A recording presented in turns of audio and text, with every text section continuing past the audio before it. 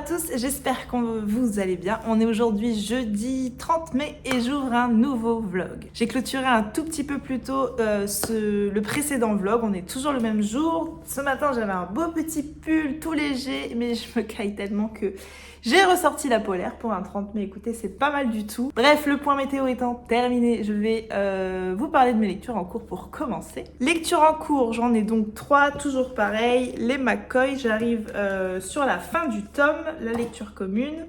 Les effacés de Bernard Minier, j'ai pas lu grand chose en début de semaine, j'ai lu une centaine de pages. J'ai pas lu beaucoup, en fait, j'ai pas lu mardi, j'ai pas lu mercredi, donc j'ai pas beaucoup avancé sur ma lecture. Mais j'ai bien l'intention de le terminer rapidement. Et à l'audio, je suis sur L'art meurtrier du lait de coco de Mia P. Mansala, un cosy mystery paru au Cherche Midi. Mais tout ça, c'est exactement les mêmes lectures en cours que le vlog précédent, puisqu'on est la même semaine que le précédent vlog. Mais là, je vous reprenais parce qu'en fait, j'ai envie de faire, vous voyez ici, la petite bibliothèque que j'ai installée dans mon salon il y a quelques semaines, mois maintenant. Tout ça, c'est ma pile à lire, en fait. Tout ça, c'est ma palle. Et je vais...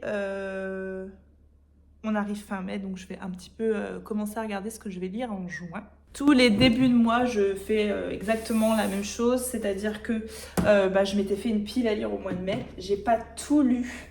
Je vais ouvrir mon application. J'ai pas lu tout ce que j'avais prévu sur mon mois de mai. Vous voyez, par exemple, il reste ces trois-là que j'avais mis dans ma palle de mai. Quand le soleil se lèvera de Heather Morris, Comment j'ai arrêté de manger les animaux de Hugo Clément et de Delphine Giuliano, Maintenant ou jamais. Voilà, c'est des livres que j'ai pas eu le temps de lire ce mois-ci. Je vais essayer de les replacer à un autre moment de l'année dans mes palles. Je respecte plus spécialement un planning par mois comme j'ai pu faire avant où c'était très précis. J'avais 3 jours de lecture pour ci, 4 jours de lecture pour ça. Là, je me fais une palle du mois avec ce que j'ai envie de lire sur le mois de juin, ce qui urge un petit peu plus, des SP que j'aurais peut-être fait traîner. J'aime pas du tout faire traîner les SP parce que j'estime que j'ai beaucoup de chance d'en recevoir. Alors j'essaye de pas les faire traîner, mais ça m'arrive. Ils sont toujours en train de me faire des mises à jour sur cette application. J'utilise Evernote pour ma palle et ils sont toujours en train de tout changer, les présentations, jamais rien qui est pareil. Alors du coup, je vais terminer les effacés. Je m'étais mis Pauvre âme en perdition. Je m'étais mis Ce que les étoiles doivent à la nuit, mais je vais le décaler, celui-ci. Je vais l'enlever de ma palle du mois parce que j'aimerais en remettre un autre. Je m'étais mis Là où fleurissent les cendres, celui-ci. Je me suis mis Les vrais amours, donc que j'ai lu finalement dès que je l'ai reçu. Je me suis mis Toxique de Nico Takian, Beignet de tomates vertes et Personne ne meurt à Longyearbyen. Je sais pas dire le titre. Je me suis mis ça. Ensuite, j'ai un SPXO qui devrait arriver dans le mois et je m'étais mis Le secret d'Elena, mais je l'ai déjà également passé à l'audio. Du coup, Ce que les étoiles doivent à la nuit, remplacé par un qui traîne aussi dans ma palle depuis trop longtemps. Par Whisky, Scone et Chardon. C'est un cosy mystery d'une toute jeune maison d'édition que j'ai encore pas eu le temps, que j'ai encore pas pris le temps de lire et c'est pas cool. Donc je vais le lire ce mois-ci. Cottage Home, elle s'appelle la maison d'édition. Donc je vais me le mettre ce mois-ci. Voilà. Hop, et puis ceux-ci, je vais les replacer là. C'est genre la palle que... C'est le genre des livres qu'il faut que je réussisse à reglisser à un moment donné dans ma palle. Et aussi, il y aura évidemment ce mois-ci le tome 6 des McCoy, La Reine et le Clan. Je trouve la couverture très différente des... beaucoup moins écossaise que les précédentes, je trouve. Voilà, j'ai hâte de terminer cette saga. Ça sera sur le mois de juin. Voilà, ça sera ma palle de juin. Donc je vais la ranger ici, tout près de moi, dans ma bibliothèque. Voilà ce que vous devriez voir passer sur Instagram. J'ai l'impression que les chroniques, il n'y a plus grand monde qui les lit. Enfin, c'est pas une impression, c'est le plus grand monde me les lit. Mais je crois que je continuerai toujours à les faire parce que d'une, j'aime bien. Et de deux, c'est un peu mon carnet de lecture finalement, Instagram. Et toutes ces chroniques, parfois, je suis contente d'aller les relire et de savoir... En lisant une chronique, j'arrive parfois à me réimprégner complètement du livre. Et je crois que c'est devenu has-been les chroniques Instagram. mais je crois que je les ferai toujours quand même. Voilà pour ma palle de juin, je vais vous laisser parce que j'ai rendez-vous pour aller refaire mes petits ongles et je vous reprends plus tard. Bon et sinon le printemps, il arrive à quelle heure? C'est comme Xavier Dupont de Ligonnès ça. On sait qu'il existe, qu'il est là, mais il n'arrive pas. On le retrouve plus.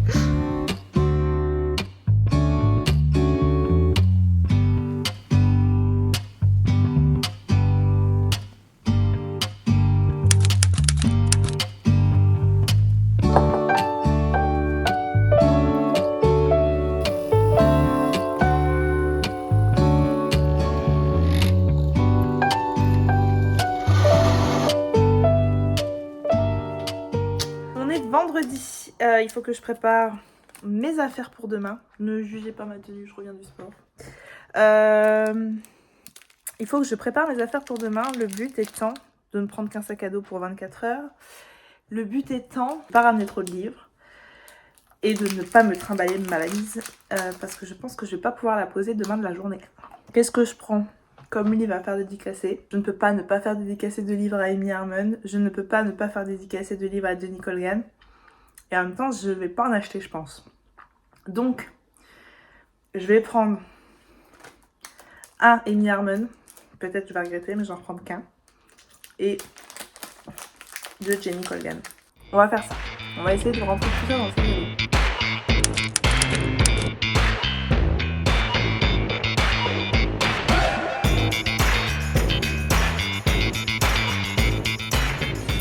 On est samedi et je suis à Paris avec Estelle et Tata. Et coucou.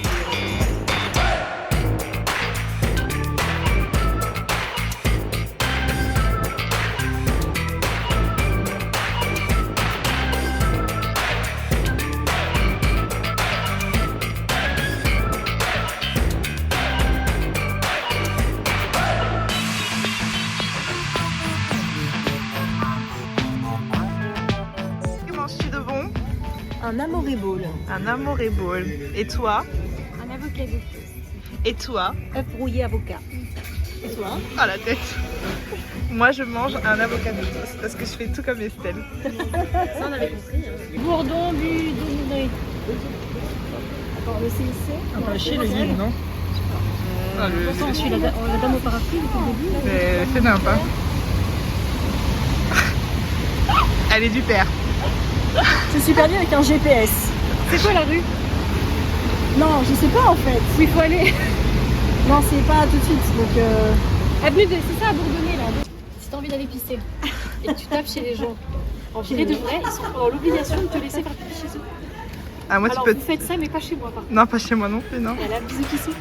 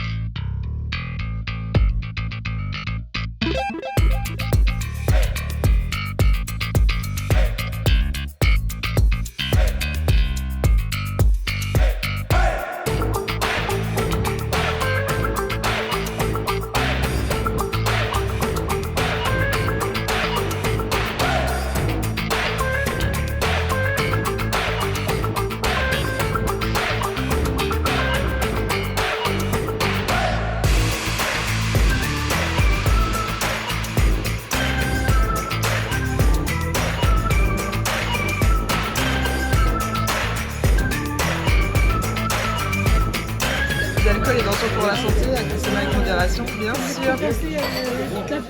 Ah oui, parce qu'on s'est pris la pluie, mais toute l'après-midi, c'était un enfer. Ouais, c'était lourd parce que vous serez allé plus longtemps, moi j'aurais pris plus de temps. J'aurais pris plus mon temps aussi. Ouais, j'avais froid. Après, on est allé boire un coup et c'était horrible. On était sous. Même là, c'est ça. Voilà. Moi, c'est là que j'ai eu très froid. Ouais. Oui, c'est ça. Ouais, pas rester aussi longtemps. À la tienne, Étienne.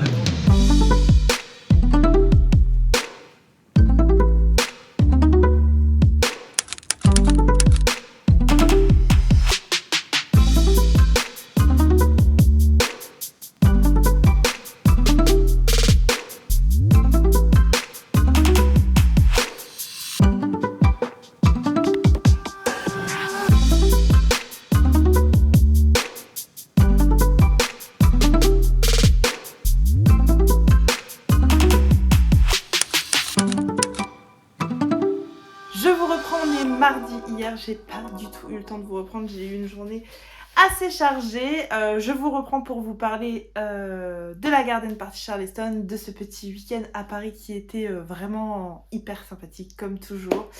Le gros problème fut le temps, on va pas se mentir, il a fait très froid, il a plu. Un 1er juin, je suis partie le matin, samedi, j'ai regardé la météo et ils annonçaient pas de pluie du tout. Du coup, j'ai pris une veste en jean, j'ai pas pris de parapluie. Quelle grave erreur, il a flotté, mais flotté toute l'après-midi. J'étais gelée et du coup, c'est vrai que ça a un peu entaché cette journée. C'était moins cool du coup, on a pris moins de temps à la garden party parce qu'il pleuvait, parce qu'il y a des parapluies de partout. Et puis le lieu était plus petit que habituellement. Le lieu de d'habitude, je crois qu'il était en travaux. Donc voilà, les éditions Charleston n'ont pas pu faire leur garden party comme d'habitude. Et ça aurait été bien plus sympathique s'il n'avait pas plu. Mais voilà, en tout cas, j'ai passé un chouette moment. J'ai rencontré des auteurs, j'ai revu des auteurs que j'adore, dont Isabelle Lagarrigue avec qui on a pu un petit peu discuter. Voilà, les autres autrices, je suis pas forcément allée les voir. Marie Varey, il y a toujours beaucoup de monde qui fait la queue pour elle. Et voilà, du coup, je lui ai même pas dit bonjour, j'ai même pas eu le temps. Tony Béard, j'ai pas le temps non plus d'aller lui faire un petit coucou, mais bon, j'ai vu Isabelle, j'étais très contente. Et puis surtout, j'y allais pour Jenny Colgan et Amy Harmon. Amy Harmon, quand je suis arrivée, elle est partie quasiment aussitôt en conférence. J'avais amené avec moi du coup un tourbillon de sable et de cendres, voilà, que j'ai pu me faire dédicacer. C'est très rapide, hein, les dédicaces de Amy Harmon. Puis voilà, j'ai fait ma grosse couillonne devant elle. De toute façon, je ne sais pas parler anglais. Et en fait, j'ai l'impression d'être tellement con de ne pas savoir parler anglais que j'ose pas en fait demander à la traductrice. Alors c'est complètement bête, mais j'ose pas. Voilà, je me dis, t'as qu'à parler anglais, ma grande, et t'as l'air tellement bête. Donc voilà, heureusement Flo, elle a un petit peu assisté en me disant que c'était une de mes autrices préférées, etc. Elle a été trop gentille, Flo. Mais voilà, moi j'ai fait ma couillonne. Et puis j'ai également rencontré Jenny Colgan à qui j'ai fait dédicacer 2 romans. J'ai fait donc dédicacer celui-ci, je vous en avais parlé dans le précédent vlog, je l'ai beaucoup aimé. Avec une petite faute sur le Anji, mais bon, c'est de ma faute, j'ai qu'à écrire avec un IE comme tout le monde. Et je me suis fait dédicacer également celui-ci, La confiserie de Rosie. Ça, c'est un livre que j'ai reçu il y a 2 mois peut-être. Des éditions Pocket, que j'ai hâte de lire. Il a l'air pas mal du tout celui-là. Parce que personne dans la famille ne voulait s'en charger, Rosie s'est portée volontaire. Sa mission, trouver une maison de retraite pour sa tante Liliane, ainsi qu'un acquéreur pour la confiserie qu'elle a tenue des années durant. Seulement en découvrant la petite ville de Lipton, la londonienne hésite. La vie est morne et la vieille dame s'avère plutôt acariâtre. Mais au milieu des sucreries et des bocaux multicolores, un secret et une nouvelle vie pourrait bien se trouver caché. Ça m'a l'air très, très doudou, comme d'habitude. Donc voilà, j'ai fait dédicacer ces 2 romans-là à Jenny Colgan. Elle est très très gentille, elle parle français. Alors c'est vrai que du coup, pour le coup, j'ai pu avoir un petit échange quand même avec elle. Et voilà, c'était chouette de voir des nouvelles têtes à cette Garden Party Charleston. Il y avait plein de nouveaux auteurs. Après, comme je vous dis, je me suis pas malheureusement spécialement attardée à cause de la météo et c'était assez petit le lieu, il y avait beaucoup de monde, donc voilà, on est vite parti finalement, on n'est pas resté, je sais pas combien de temps on est resté sur place, 1h30 peut-être, 2 heures, j'en sais rien. Je vais en revenir à ce que je disais, c'était vraiment chouette de voir des nouvelles têtes et c'était très chouette de voir des auteurs qui sont pas français. Ils assurent les éditions Charleston quand même, c'était vraiment cool. Puis voilà, après le restant du week-end, comme vous pouvez le voir dans les images précédentes, en fait ça a été la garden party, book off, aller boire un coup avec les copines et le restant du temps on a mangé.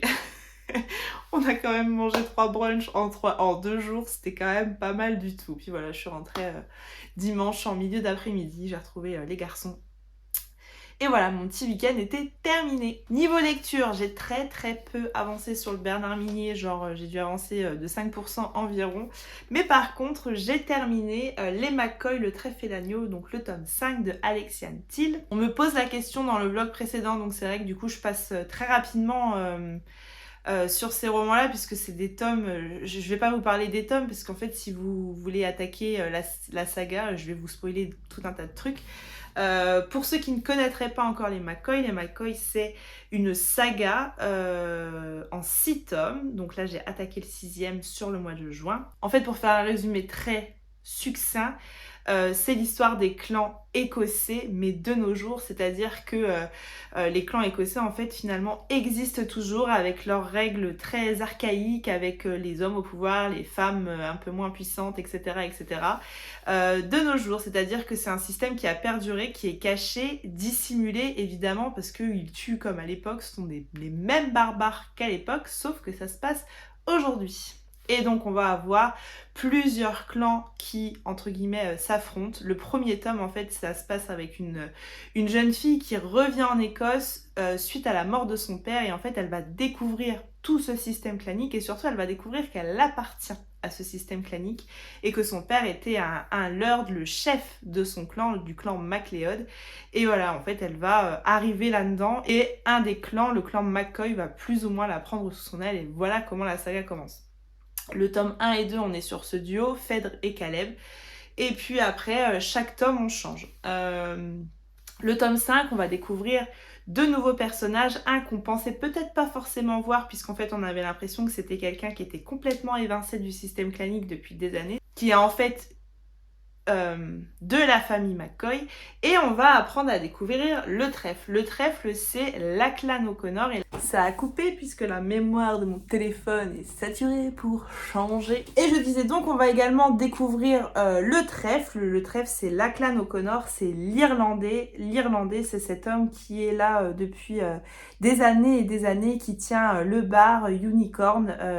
Et en fait, ce bar, cet endroit, cette partie d'Édimbourg, c'est l'endroit safe, l'endroit où on vit en paix. C'est l'endroit où on n'a pas le droit de se faire la guerre, c'est un peu le lieu de rassemblement pour les discussions, etc., etc.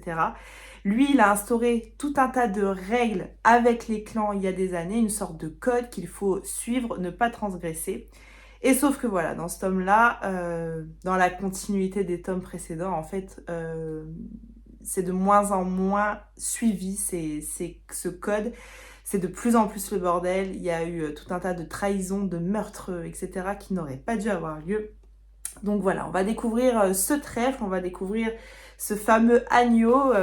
Vraiment, je pensais pas qu'il y aurait un tome qui lui serait consacré. J'ai bien aimé ce tome, différent des précédents parce qu'on s'éloigne complètement du système clanique, tout du moins au début. Après, on va petit à petit revenir, mais voilà, au début, c'est une femme qui vient demander de l'aide au trèfle parce qu'elle est blessée et parce qu'elle est en danger de mort. Voilà, j'ai bien aimé ce tome et surtout, j'ai bien aimé cette fin qui est complètement explosive et qui promet un tome 6, voilà, en apothéose. En fait, la tension est montée au fur et à mesure des tomes et la fin du tome 5, on est sur la tension à son max et il va falloir régler tous ces problèmes de clans. On est à l'apothéose de la guerre clanique, quoi. Et ça va péter de partout dans le tome 6, j'en suis certaine. J'ai un petit peu commencé, j'aime beaucoup le tome 6 parce que autant du tome 1 au tome 5, on suit un duo de personnages, autant là, le tome 6, on retrouve tous les personnages qu'on a vus dans les tomes précédents, chacun a la parole, chacun son tour, c'est un roman choral. Je vous parlerai de cette saga dans son intégralité très rapidement. Ensuite, j'ai fait 2 petites réceptions. Alors d'abord, j'ai reçu Je suis en maternelle des éditions Flammarion.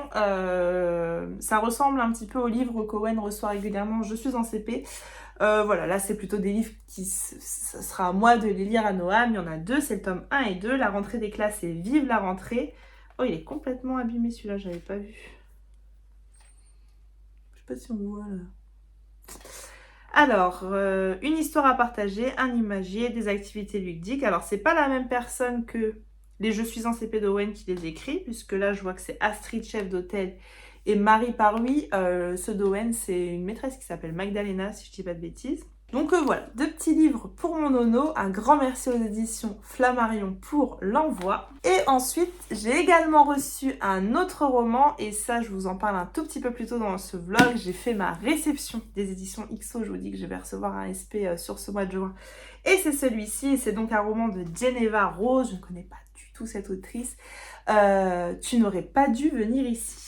New-Yorkaise surmenée Grace Evans a réservé un Airbnb dans un ranch perdu au milieu du Wyoming. Non seulement l'endroit est idyllique, mais elle est subjuguée par le charme du propriétaire Calvin Wells. Tous deux se rapprochent et craquent l'un pour l'autre, mais voilà, Grace éprouve très vite le sentiment que quelque chose ne tourne pas rond. Pourquoi? Par exemple, n'y a-t-il pas de réseau dans la maison? Ce qui commence comme une liaison légère se transforme vite en un nœud de mensonge, car de son côté, Calvin s'interroge sur la vraie raison qui a poussé Grace à choisir son ranch. Les coups de cœur, dit-on, finissent souvent en chagrin d'amour, mais pour Grace et Calvin, ce sera bien plus destructeur. Un cocktail détonnant de fantaisie et de suspense pour Colleen Hoover, auteur best-seller numéro 1 du New York Times. Ce thriller est sexy, cruel et angoissant. Je vois que c'est marqué qu'elle a écrit Un mariage parfait. Le titre là me dit quelque chose. Enfin voilà, ça fait 350 pages. Je vois en le feuilletant que c'est marqué premier jour, deuxième jour, troisième jour. Combien il y a de jours en tout? Une dizaine. Donc voilà, celui-ci du coup je le lis sur le mois de juin, je vous en reparle très vite. Un très grand merci aux éditions XO pour l'envoi. Voilà, du coup c'est tout ce que j'avais à vous dire pour ce vlog. Comme d'habitude, j'espère qu'il vous a plu. Comme d'habitude, n'hésitez pas à prendre le temps de liker, commenter, partager, etc. etc. N'hésitez pas également à prendre le temps de me rejoindre sur Instagram si ce n'est pas déjà fait. Et moi, promis, je vous reprends très vite dans un prochain vlog. Je vous fais des bisous, à bientôt, bye.